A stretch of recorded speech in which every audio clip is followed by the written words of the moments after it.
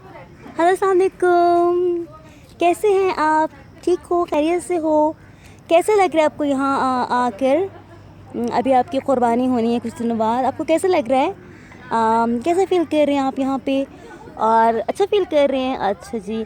और क्या सुबह से आपने क्या खाया है ये भी बता दें। क्या खाया है सुबह से? हैं? ये सुबह से आपकी खिदमत कर रही हैं, कैसा महसूस हो रहा है आपको बकरे के साथ उसको खिला के? क्या नाम है इसका? गुग्गू। तो इसका नाम गुग्गू पड़ गया है, रखा जा चुका है। अच्छा, और ये क्या शौक से क्या खाता है? धरेक। धरेक के पत्ते शौक से खा रहे हैं। और ये अमरूद भी खा रहे हैं जी, देखें अमरूद के पत्ते खा रहे हैं। और इसने भी हमने क्या खिलाया था इसको? वहाँ से शहतूत के पत्ते भी खिलाए थे। शहतूत के पत्ते भी हमने खिलाए थे, वो भी इसने शौक से खाए हैं। और अब ये चहलकदमी फरमा रहे हैं।